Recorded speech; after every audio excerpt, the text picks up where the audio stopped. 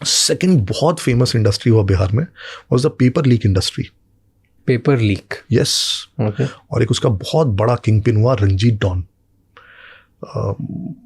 मतलब बहुत फेमस उस समय तो यार. Ranjit don was like aspirational for youngsters वैसे टाइप्स. क्यों?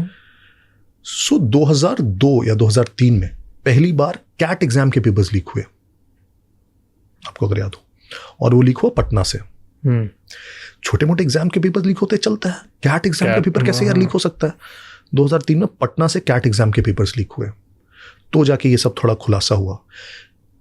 पूरा एक paper leak industry Ranjit don ने बना रखा था. रंजीत डॉन उसको जनरली बोलते थे, रंजीत सिंह नाम था शायद उसने, बिहार में. और इसका मैकेनिज्म आप सुनेंगे तो आप के होश उड़ जाएंगे. बताओ. तो ये सबसे पहले क्या करते थे कि कोई भी एक एग्जामिनेशन है तो सबसे पहले क्या करते थे कि बहुत सारे कैंडिडेट्स को एक साथ फॉर्म भरवाते थे और एनवेलप में एक साथ भेजते थे उसको, राइट, ताकि उनको आगे पीछे सबको सीट मिल जाए एक रूम में. तो सबसे पहले ये तरीका इन्होंने अपनाया. फिर धीरे धीरे एग्जामिनेशन एजेंसी समझ गई कि यार ये तो ऐसे करते हैं, तो उन्होंने एक साथ सीट अलॉट करना छोड़ के सबको अलग अलग सीट अलॉट करना शुरू कर दिया. तो ये लोग फिर दिल्ली चले जाते थे यूपीएससी के ऑफिस में, वहाँ फिजिकली एक साथ सब एक के बाद एक जमा कर देते थे ताकि एक रूम में सीट मिल जाए. तो ये हो गया कि पहले एक रूम में कैसे सब आए. फिर पेपर लीक का इनका बहुत सारे थे, या तो जिस प्रेस में छप रही है वहाँ से लेके जहाँ ट्रांसपोर्ट हो रहा है वहाँ से लेके जिस स्कूल में पेपर पहुँची वहाँ के टीचर से सेटिंग से कि अंत तक कहीं ना कहीं से पेपर लीक करा लेंगे. पिछली रात को ये सारे कैंडिडेट्स को एक रूम में बिठाएंगे एक जगह, उनके फ़ोन तो होते भी नहीं थे, और रात भर उनको आंसर रटवाएंगे. सबने आंसर रात भर रटा. सुबह की गाड़ी से फिर उनको एग्ज़ाम सेंटर पे छोड़ेंगे, है ना, उनके आइडेंटिटी कार्ड्स रख लेंगे. फिर उन्होंने एक रूम में सबने बैठ के चोरी करनी है, एग्ज़ाम देना है, फिर वापस आ जाना है, और एडवांस में पैसा ले लिया जाता था. इसमें फिर इन्होंने और एक इनोवेशन क्या किया, एक इंजन बोगी सिस्टम बनाया. इंजन क्या होता था कि कोई एक मेरिटोरियस लड़का ढूंढ लो जिसने पहले एग्जाम में भी क्रैक कर रखा हो. जैसे इंजीनियरिंग मैंने साल क्रैक कर लिया, मैं इंजीनियरिंग पढ़ रहा हूँ, अगले साल मुझे पकड़ लिया, उसको 1.5-2 लाख रुपए दे दिए. अब वो बन गया इंजन, उसने भी फॉर्म भर दिया, उसके पीछे एक बोगी बना दिया. अब वो पेपर सॉल्व करेगा, पीछे देगा, और पीछे वाले सब पास करेंगे. तो इंजन बोगी सिस्टम बन गया.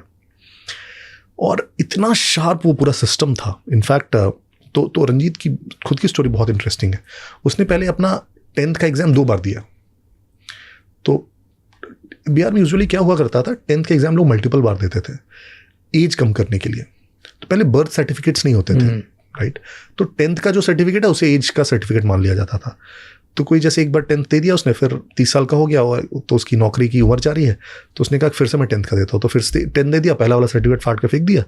अब उसका फिर से हो गया 18 साल उम्र. तो रंजीत ने 2 बार 10th दिया, फिर 2 बार उसने 12th भी किया. एक बार आर्ट्स से किया, फिर बोला कि साइंस से करना है, मुझे डॉक्टर बनना है.